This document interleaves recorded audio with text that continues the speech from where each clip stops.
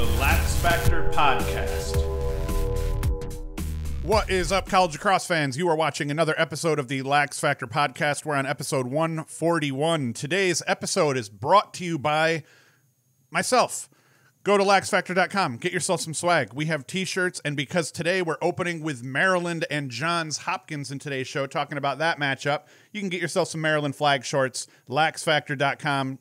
Do that. As always, be sure to like, subscribe, hit the notification bell, share the video, but we're approaching 10,000 subscribers, so if you would, just hit that subscribe button. It doesn't hurt you at all. Don't be a pansy, and let's get into this here now.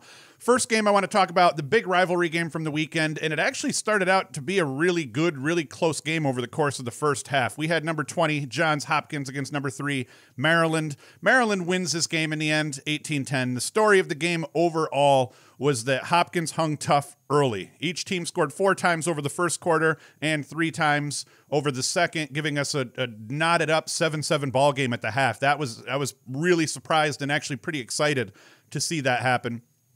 Joey Epstein reemerged. He actually had himself a pretty solid game, mostly worked off ball for the Jays, as has been the case so far this season. He has not carried much, but he did pick up his first assist on the day, and he ended up 3 goals and a helper for Hop. It was a solid outing overall, and I'm hoping that we see more of that. Next game, 5 points. Game after that, 7 points. Let's see Epstein continue to get back to regular playing form.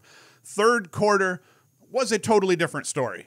For Hopkins. It did not go down the way the first half did. Maryland adjusted. They got comfortable offensively, and they put the game away before the start of the fourth for the most part. 6 turnovers out of Hopkins over that third quarter versus none turnovers, as my daughter would say when she was 3. None turnovers out of the Terps over that quarter. 3 of them came in the clearing game, and the other 3 just all over the field. That killed Hopkins. Maryland capitalized often off of those turnovers. 8 goals over the course of the third quarter. They outscored Hop after going 7-7, hanging toe-to-toe for 2 quarters, 30 minutes.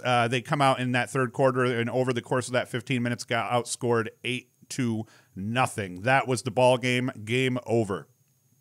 Maryland stats.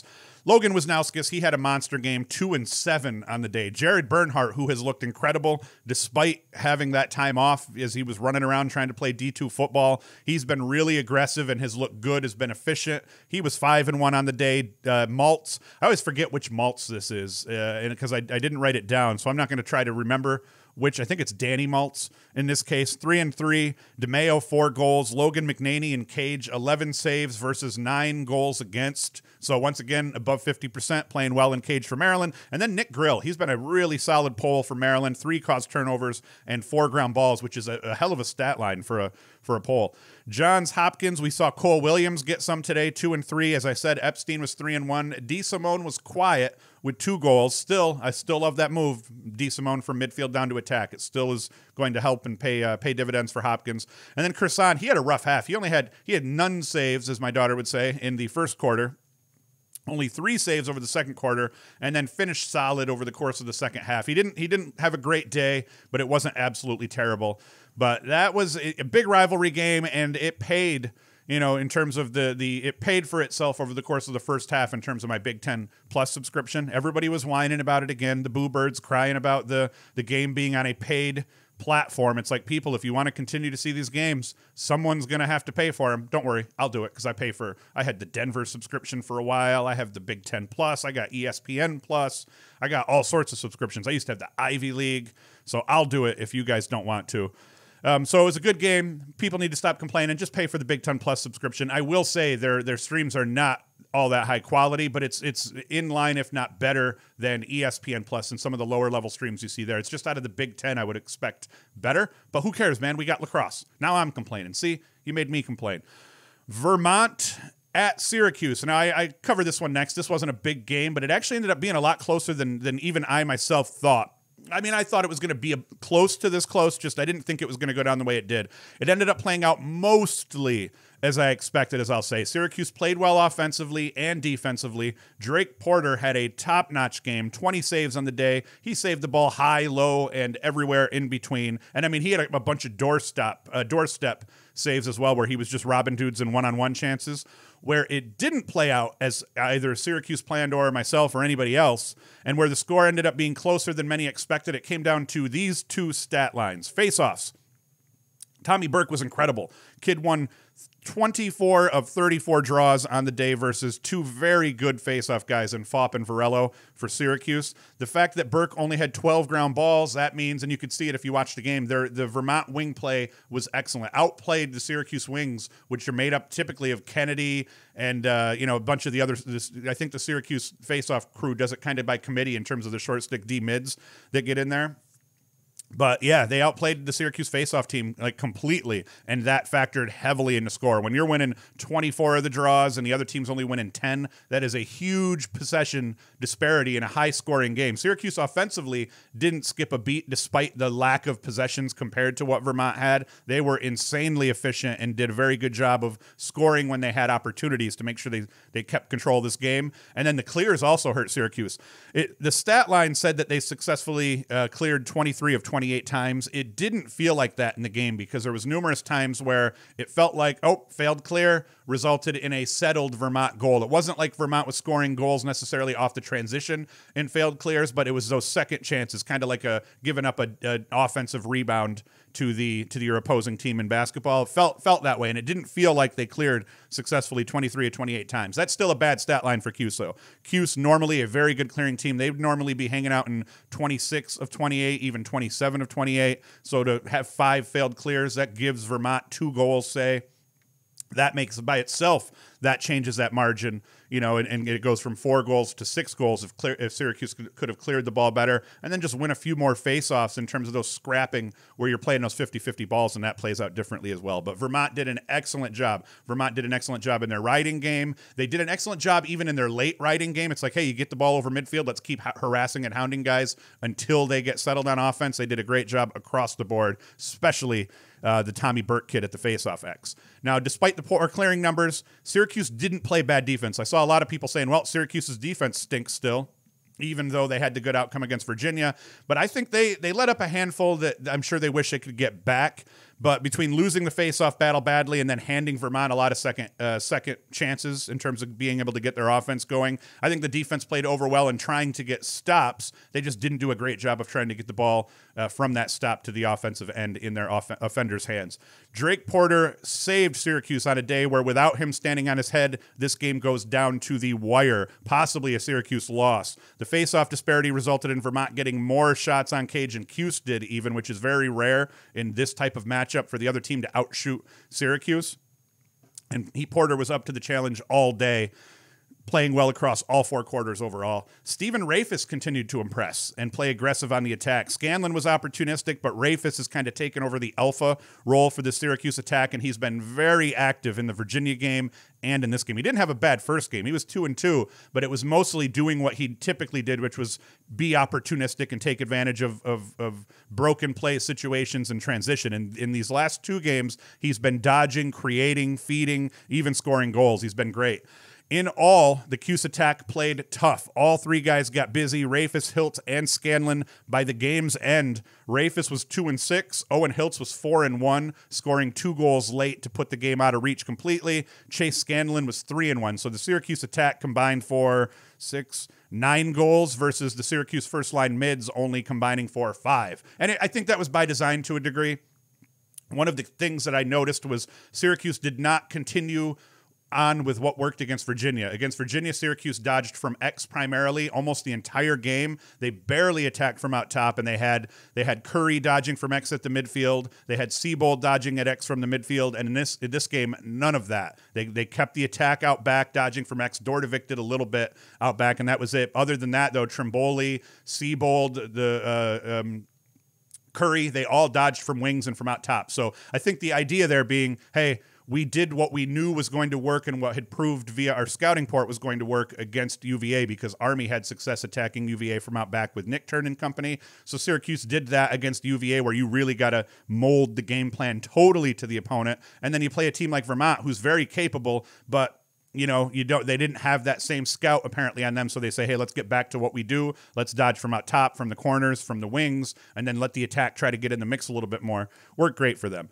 Trimboli, 2 goals. Dordovic, 2 goals. Curry was 1-1. Kennedy was 1 caused turnover, 5 ground balls, and a helper. So he looked good. Drake Porter, 20 saves versus those 13 goals. And then Thomas McConvey, 4 goals for Vermont. He looked good. And then Liam Limoges, 3 goals for Vermont. They both looked solid. So that was a great game out of Vermont. They definitely played well, and they deserved to hang in this game because of how they played, especially at that faceoff dot. That Burke kid, hell of a job by him. And he played well the last game, so watch this kid for Vermont.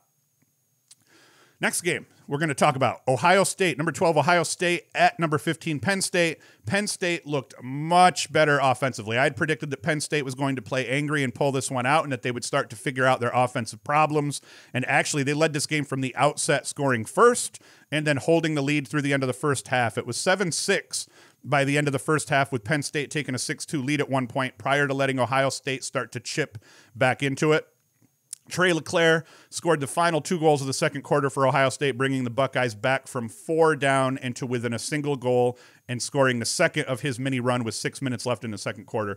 Jack Myers tallied first for OSU, tying the game up at 7s early in the third, but Grant Haas scored just 18 seconds later for Penn State, and the Nittany Lions never trailed the rest of the game, even though Ohio State did keep things interesting. They kept it interesting enough that if you were watching the game, you weren't turning it off. But you had the feeling that Penn State had control. Every time Ohio State would answer, Penn State would answer back and kind of keep that 2-goal lead towards the end. Penn State stats, TJ Malone, that's the number 7. I always forget who number 7 is for Penn State. It's TJ Malone. He had a great game, 5 goals and 2 assists. And I had said that Malone and Folds needed to attack more and try to become goal scorers versus dodging as decoys, trying to free things up for O'Keefe. So Folds with 4 goals had a great game. Mac O'Keefe, 3 goals in the day. And once again, just let O'Keefe do his thing. He's not going to be your leading scorer necessarily on a team like this. He's going to be a deadly off-ball threat if they can get things working around Malone and Folds, I think. Knies, not a good game. 3 saves versus 13 goals. I don't even know if that stat line is correct, but that's what it says. So Knies did not have a good game, but Penn State wins the game anyway. Ohio State, Skylar Wallen, 5 saves versus 15 goals. So this was not a good day for goalkeepers across the board. Jack Myers, 3 goals. Trey LeClaire, 3 goals. Griffin Hughes and Jackson Reed both went 2-1 for Ohio State. Justin Inacio, he won the faceoff battle, 17-29 overall against our Syrian company, but in the end it didn't matter for Ohio State. They just couldn't keep Penn State off the board. I think what this really shows us with Ohio State, offensively, they're as good as anyone. Defensively, they are not very good. Not in the cage and not on the defensive side of the ball. Water time. All right, next game we are going to talk about is Mercer at North Carolina, number 2 North Carolina.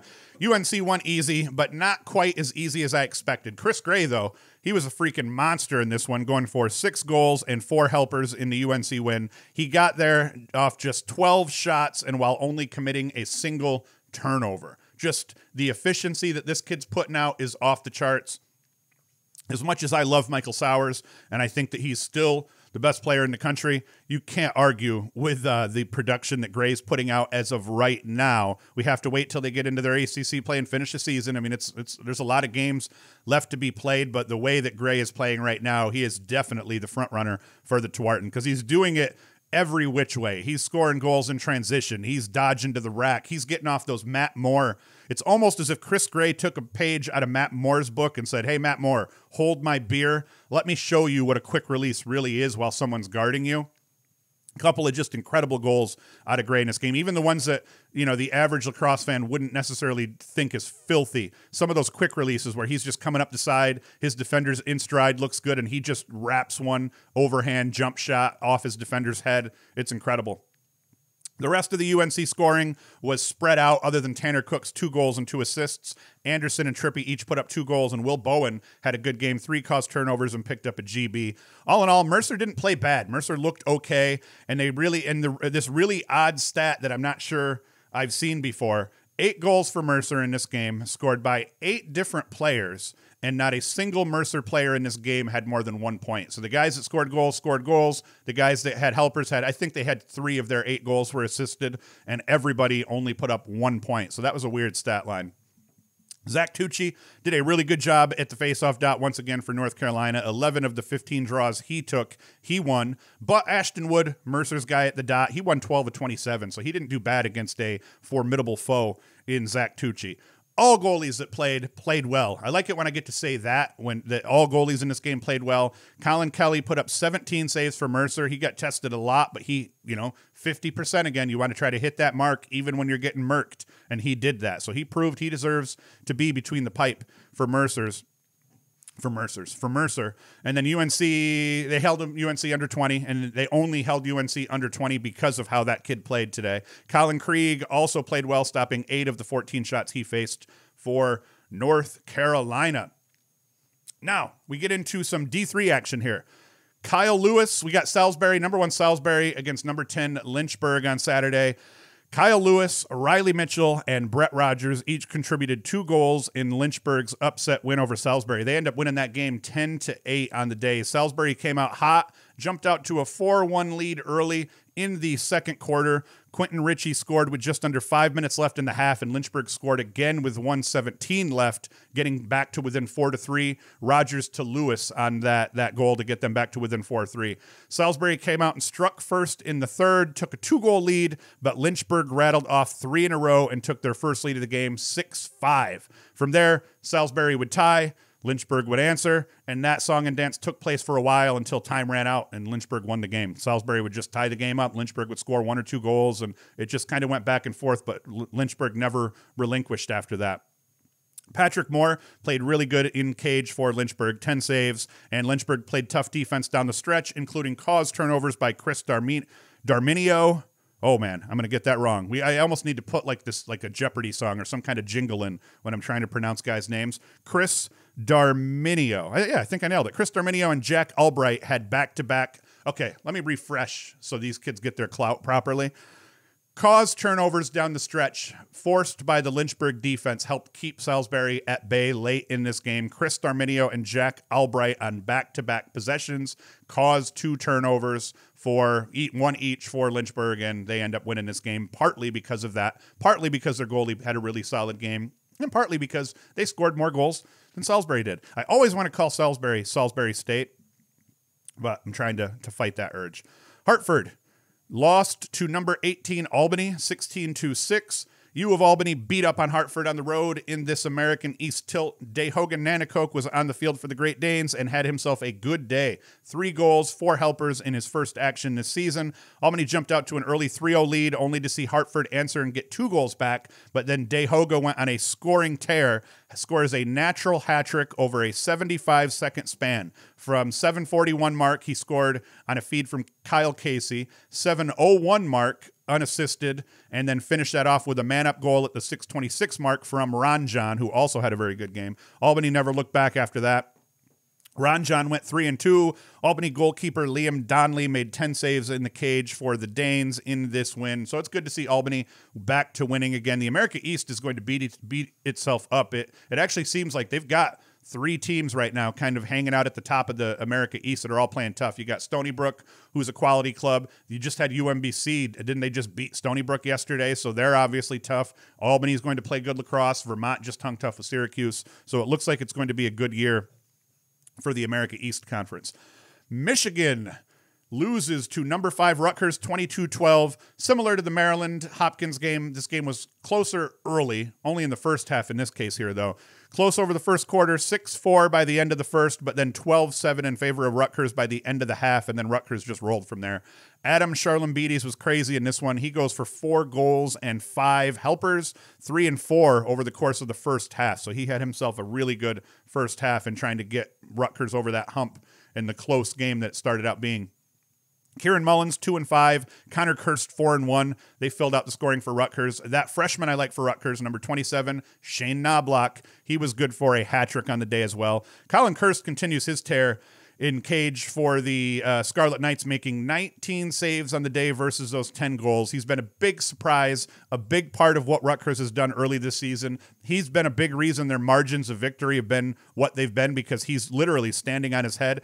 I didn't see the success coming here. I don't think a lot of the people, talking heads like me that have been previewing the season, I don't think most of us knew that the kid was going to even start, and let alone come out here and play this well. So a hell of a job by Colin Kirst in cage for the Scarlet Knights. Josh Zawada continues to struggle and only had a goal. He's just got 5 goals and 3 helpers over Michigan's first 3 games. I mean, that was a single game for him last year. The kid is legit, and it's painful to see because he's such a good player. So don't sleep on Zawada still. He's just struggling and doesn't have a lot of help on this really bad Michigan team, but he is a really solid lacrosse player. And once again, I still believe by his senior year, he's going to be, in talks for the player of the year, either in his conference or even nationally. Another game. We have Hobart and the Mount, another game that I predicted kind of the flow of the game properly in the pregame live stream at 10 a.m. on Saturday. We do that every week. Pregame live stream, 10 a.m. Saturday morning, youtube.com/LaxFactor. We'll always throw the link out about 20 minutes before we start on Twitter, so you can find the link there. You just come to our channel or subscribe to our channel, and at 10 a.m. every morning, it's going to pop up in your feed, and you can listen to me ramble live. But I called it. Hobart came storming out of the gate, scoring the game's first 2 goals before allowing the Mount to control the rest of the first half. Mount St. Mary's held a 7-4 lead at halftime, and that was about what I expected. Hobart had only had a scrimmage. They hadn't played a real game against anybody yet, and the Mount's on like their 4th or 5th game at this point, so I figured we'd see Hobart struggle a little bit early as they tried to get their game legs under them, and then second half, as things started clicking, they'd roll, which is what happened. Hobart scored 4 unanswered to start the third quarter, took an 8-7 lead at just over the 7-minute mark left, and that's where Ryan Archer took over. The Mount tied it back up at 8s. Ryan Archer scored to give Hobart the lead back at 9-8. The Mount tied it up again at 9s, and then guess who scored? Ryan Archer again to give Hobart the lead back yet again. Then Archer decides, let's put these fools away, and he scores again with 6:12 left in the fourth quarter, and then Hobart never looked back after. Hobart stats, Archer was 4-3. He is legit. We talked about, hey, they lost Holden to transfer because of COVID, so who was going to step up and kind of fill that void as their leading scorer, and Archer is an obvious option in that case there. Jason Knox, number 66. I love that Hobart has a lot of Canadians that wear funky numbers. Knox, I believe, is the one that rocks 66. They might even have a 77 or some crap like that, but Knox goes for 3 goals. Adam Shea for Hobart, 15 of 21 from the faceoff dot, and then Kevin Hopeby in cage, 16 saves for Hobart. He looked really good. I think he's a sophomore goaltender for Hobart, and he replaced a really good goaltender from 2019's team, and he's playing tough so far.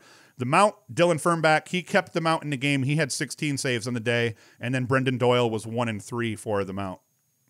Bellarmine takes on number 8 Notre Dame, loses 12-6. I actually thought Notre Dame might win by a bigger margin than this. They didn't look quite as sharp offensively, but in the end, they still handled their business against Bellarmine on the road on Saturday. Pat Kavanaugh, 6 assists. Quinn McCann, 4 goals. Kyle Gallagher was 9-11 from the faceoff dot, and then Charles Leonard was 8 of 10 from the faceoff dot. So Notre Dame continues to feed both of these horses at the faceoff dot, and they've continued to dominate. And it makes sense in the live stream. Let me get a sip of water. In the live stream, David Sowers, Mike Sowers' dad, had made the comment that, these teams that are playing a lot of guys, it's going to benefit them down the road, assuming they run into situations where COVID or just injury knocks some guys out. You always want to have depth. You always want to try to develop depth in your roster, because dudes are going to get hurt and guys are going to have to play. More so this season, where you don't know, your entire attack line could go down because of COVID and contact tracing, and now all of a sudden you got to play your second line. We saw that out of Duke, playing their entire second attack line in the first quarter for 4 minutes against Mercer. So Notre Dame is continuing to feed both of these faceoff guys, and the idea being, when they're both playing this well, why the hell wouldn't you let them split time, keep them fresh, and then get them both developed so that you can make a run in the playoffs, even if you didn't have one of them there. Both goalies played well as well in this game. Liam Entenmann, 8 saves for Notre Dame, and J.C. Higginbottom for Bellarmine had 15 saves in the loss. So he once again, he's the reason this score was much more reasonable than it could have been. Higginbottom played tough despite the loss. Air Force against number 9 Virginia. Virginia blasted them. I figured UVA was going to beat Air Force by a margin, but I was not expecting the Cavs to come out and trying to murder people left and right and then take their girlfriends afterwards. UVA's newcomers won the day in terms of the top cats, and it appears that Connor Schellenberger got the start at attack. It did look that way, so it looks like they're going with Schellenberger, Moore, and Cormier at attack yesterday. And then Laviano ran out of the box, which I love Laviano, so that was a little bit painful to see, but he came out and scored a goal off the bench, so that was okay. Schellenberger did a lot of the orchestrating of the offense early from behind and continued to look smart behind his ears. He had a really good game. Charlie Bertrand goes 4-1. Connor Schellenberger 1-4. Matt Moore had 4 helpers, no goals. Alex Rode had 9 saves in cage, and Petey fucking Lasala won 12 of 16 draws and had 2 goals. I love that kid, and I'm sorry, I cannot help but drop the F-bomb every time I mention the kid's name. It just happens. It just pops out of me, and I can't turn it off. So, yep, they win by a margin. 20, what did I say? Did I even say the final score? 20-4. I did not see that coming. That was a very angry Virginia team, and Air Force just couldn't hang.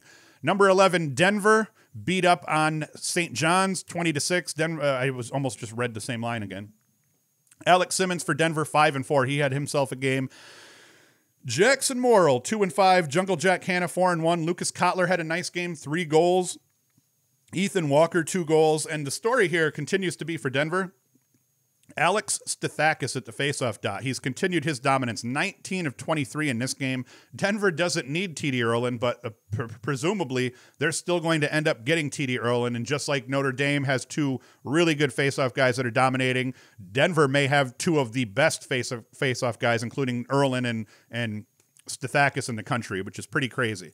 So Denver rolls, and they're probably going to continue to roll now that they're in their Big East schedule. Army, number 7 Army had a tough one against Boston U. 12-10, Army pulls out the win. They needed every point they got out of Brendan Nickturn. He goes for 3 goals and 3 assists on the day as they edged out the Terriers of Boston U. 12-10. The nail in the coffin was Nickturn to Abshire, a goal with a minute left in the game. It was the only time they hooked up, but those 2, I like them, and I'm going to like them next year, I think, even more. And I think all you Army fans are going to be big fans of hearing Nick turn to Abshire. You're going to hear that a lot. Black Knights keeper Wyatt Schupler made 17 saves for Army, continuing to show that he's one of the best goalies in the country. Day in and day out, you know what you're going to get when Schupler takes the field. And then Stevie Graber picked up 16 of 27 faceoff draws for Army. That was big, a key in helping make sure that they had enough possessions in the end to finish these guys off. Timmy Lay, nice-looking player for Boston U. Kid scored goals in a bunch of weird ways, carried the ball well. He had a really nice dive goal from behind up the right side. He had a really nice goal where he kind of dodged from the left goal line extended and ducked underneath his defender and got back to the front and stuck it. So Timmy Lay, promising-looking player for Boston U and a bright spot in that loss for them. One I got wrong that I thought Loyola was going to win. Number 10 Loyola lost to number 13 Lehigh 10-6. Tommy Schelling led Lehigh with 2 goals and 4 helpers en route to their 10-6 home win over Loyola. Loyola's continued to struggle offensively. That was one of my worries. They just haven't consistently been able to put things together and just have a really good-looking offensive flow despite having a lot of really good pieces in that puzzle. James Spence, the Lehigh keeper, made 17 saves, winning the goalie battle over Sam Schaefer, who didn't have a bad day. Schaefer had 11 saves, but Spence simply played a lot better, and that's kind of the difference in this game, was the game that James Spence had in goal. Big stat in this one, face-offs. Lehigh's Mike Sisselberger won 16 of 19 draws versus Bailey Savio and company. Savio had a really rough day, only winning 1 of the 12 draws he took. I almost am not sure if that's even a real stat. I've been going off of Inside Lacrosse's stats lately just because it's easier to rip through the schedule. And they've been doing a really good job of keeping all of the stats for the game, but I have found some discrepancies in goalie save percentages not being calculated properly and other things. So I'm never sure if I get a stat wrong. It's maybe I just got it wrong, but it also may be the Inside Lacrosse. I write this up right after these games end, and there might be errors that they haven't corrected yet. So, yeah, he played a hell of a game, winning a boatload of draws. And that stat line alone tells us of why Lehigh won the game. You win that many draws compared to your opponent, your goalie stands on his head. Compared to your opponent, you lose. Now, the good thing for Loyola is these things are correctable. You're shooting poorly, or a goalie stands on his head, one of those two things. Maybe it's a mix of both. Maybe the goalie stood on his head and you shot well. Well, then you hope that that doesn't happen again. You got beat by the goalie.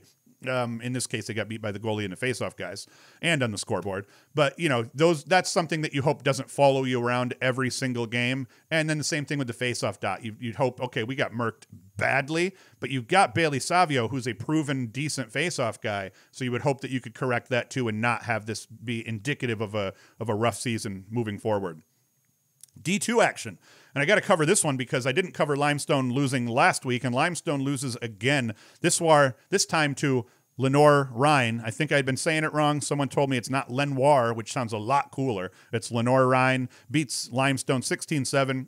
Eric Dickinson, 4 goals, 4 assists in the win for Lenoir Rhine, and their defense played great, limiting Limestone to just 14 shots on cage. Once again, assuming that stat line is correct, that was what the stat line was. That's pretty insane. So good game out of the Lenoir Rhine, and they've been playing tough. I think they're 3-1 now or so, and I think their only loss on their schedule might have been to Mercer. Was that the team that played Mercer and lost to a D1 team? And then as we kind of rip through and see what games I didn't talk about, Bryant beat Merrimack 20-8. That game was close early. I started watching that one before the noon games kicked off, but then Bryant ended up handling their business and got their shit together and beat them 20-8. Lafayette loses to VMI in a really close one, 13-12. Monmouth beats Manhattan 8-5. I didn't talk about it. Georgetown Marquette. Georgetown's defense gets exposed a little bit. Once again, though, Georgetown is playing without Gibson Smith on defense, their best defender, and one of the best defenders in the country. And they've got a sophomore and a freshman right now, I believe, starting at close D. So they still pick up a 20-13 win. What did Caraway do in this one? Caraway ends up going for 3 goals and 2 assists. TJ Haley for Georgetown goes 1-5. Dylan Hess 4-1. So even where Caraway isn't scoring 8-9 points, no, Georgetown is proving offensively they are good enough to hang. Now, one thing I do want to say is somebody in the live stream Saturday morning, come on, watch the live stream, Saturday mornings, 10 a.m., youtube.com/LaxFactor. Once again, another thing that the smartest guy in the room this time, and I forgot to give the T-shirt out because normally I give the T-shirt out to the people who had the smartest comments. I don't think David Sowers needs a free T-shirt, but I think he earned one partly with this comment that he made. Is that, yes, Georgetown looks good, but someone had asked me the question, what's the ceiling on Georgetown? And I said, I think their ceiling's high. I think their ceiling's Final Four appearance. I think they're that good all around the field. They have a great offensive team. They're good between the boxes. They have good short stick D mids. They're close defense, one of the best groups in the country. They have McElroy is one of the best goalies in the country, if not the best goalie in the country. At least that's how he's playing so far. Oh, I didn't even see. How did McElroy do in this one? But I said their ceiling's high. And then David Sowers threw out the comment, and it threw me for a loop because I hadn't actually, normally I beat Georgetown and Ohio State up over the quality of their schedules. And for some reason this year, I've given Georgetown a pass because it really does look like, despite their weak schedule, they have a really, really solid team top to bottom. And I was like, oh man, I looked at their schedule and sure as crap, their schedule, McElroy 10 saves versus 10 goals against. So not his normal outing. That explains some of it. The kid's going to have to be human at some point here. But as we look at Georgetown's schedule, their schedule, Villanova, St. John's, Mount St. Mary's, and Marquette is who they played so far. They should be 4-0 after that stretch. They have Denver next weekend. Then they have Providence, Villanova again, who they've already beat badly, St. John's, Marquette, Denver. I mean, they don't play anybody. Denver and Loyola are the only truly solid teams that they're playing, and even Loyola's kind of seeming a little bit down. So David Sowers made that point. If Georgetown is playing a schedule this week, and then the people that they're going to come there, because they're making the tournament, and then the teams that they end up playing come tournament time end up the ACC has played each other, the Big Ten, they've beaten each other up. So you got these ACC and Big Ten teams, even the America East teams might be playing a tougher schedule than what Georgetown is playing overall. Are they going to be ready for the tournament compared to the other teams that they're going to have to face? And I'll have to say, probably, because I think that sometimes, even with a weak schedule, if you have the right pieces in place, it's just going to transcend the fact they haven't played anybody, and when they get on the field, they know what they're doing. And if they have a good flow going, I think they could be okay, but that is something to watch. Notre Dame plays one of the weakest schedules, the weakest schedule out of every team in the top 10 by far. They may have the weakest schedule out of any team in the top 20 by far. Maybe not by far, but it's going to be close. So that is something to watch. And Dave Sowers, I have your address probably, so I will send you your T-shirt for posing that excellent comment. What I always tell people, I love the good questions in the live feed because the live stuff, what I've noticed, doesn't go as well while I'm doing this kind of thing and talking more than I like answering questions in the live feed. And the better the questions that people asked, the better the live feeds would end up being, because if I just did nothing but field questions and just answer them, A, I get to sound smart because I do my research and I do know a lot about most of these teams, but then B, it just flows better. You know, you end up having people ask good questions that I normally wouldn't even think to ask myself. So keep that up, people. Get in the live feed, ask me some tough, hard-hitting questions, and I will try my best to answer them. UMBC and Stony Brook, I had mentioned it in passing. They go into 4 overtimes in their game. UMBC ends up beating Stony Brook 13-12. I figured Stony Brook would probably win by a goal or two, but UMBC proved they're tough. The America East is going to be a really quality conference, so I'm going to try to, do a good job of making sure that we cover those games as well. Who else? We got St. Bonaventure picked up their first win over Quinnipiac. I think someone corrected me. I call it Quinnipiac because I'm like Bellarmine is like everyone always wants to say Bellarmine or Bellarmine, and I think it's just Bellarmine. So I thought Quinnipiac might be just a more simple pronunciation too. I think I'm wrong. I think it's Quinnipiac. But anyway, St. Bonaventure beats them 13-6. So they get there. I think that's their first win at the D1 level. I could be wrong. Sacred Heart loses to LIU. Marist beaten Detroit Mercy 15-11. Drexel beat Towson by 2. I was going to talk about that one and I didn't. Binghamton University down the road from me, albeit they were playing in New Jersey. They beat New Jersey Tech 11-5. Who else did we not talk about? Canisius beat Siena 8-7. A bunch of one-goal games in these mid-level games. Jacksonville beat Utah 8-3. In Utah, it looks like. Delaware beat Fairfield 17-9, so the Blue Hens are still looking tough. And Colgate beat Holy Cross late in OT, 12-11. So Colgate loses to Albany. I think they lost to Albany, and then they turn around and beat Holy Cross at their place at Colgate. And that was it. That was all of the games. So that is all, folks. I think I've been rambling for a good amount of time here. I think I did a good job. I'm going to pat myself on the back. I think that was a solid effort, solid show. I'm going to golf clap myself into Sunday. I get to watch Duke and Richmond today. That's the big game today. Today, what we have here is Villanova at Providence, Cleveland State at Bucknell. Poor Bucknell has had a bunch of games get canceled on them already, and this will be their first time out. I like Bucknell in this one, by the way. And then Duke at Richmond at 4 o'clock. So we can all kind of hang around all day, and then once just before dinner time, we can sit our butts down and watch Duke at Richmond. That should be a good one. I think Duke, I think we're done seeing the ACC teams underachieve in their out-of-conference games. I think you're going to see them handle these teams by 4 or 5, 6 goals as they finish their non-conference schedules out. But that'll be an interesting one here. We'll see if Richmond, it's not the weekend, or it's not the weekday either, so I don't feel like there's an upset in store for us today because it's Sunday. Everyone's in their normal flow, and I think the ACC team is going to roll in this one. Prediction, hot take, Mike Sowers has 8 points in this game, and Nakai Montgomery has 5 points in this game. And I'm hoping that not Nakai Montgomery just ends up tearing things up, except for when he plays Syracuse, because I like that we had some weirdness early in the season with him where a bunch of people were being jerks to one of the broadcasters for criticizing Montgomery's play when Montgomery's play over 2020 and even into that first game or two of Duke's his play deserved to be criticized if you want to be a jerk about it. But then I'm glad to see him respond in a positive manner by murking fools. So that's good as well. And then Diggs Tape. At one point, Diggs Tape and I were going back and forth on Twitter, and I had made a tweet talking about, thanks for tuning in, fools, or thanks fools for tuning in or something like that. And he thought that I accidentally auto-corrected folks, that I was trying to thank the folks for turning in. And I told him, nope, I call people fools. It's a term of endearment for me.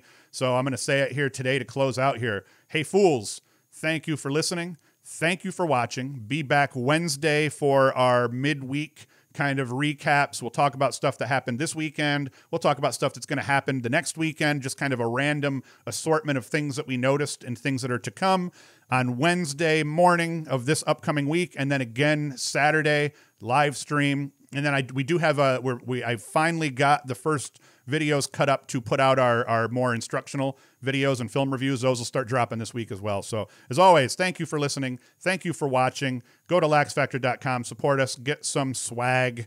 And that is it. Hoost is out.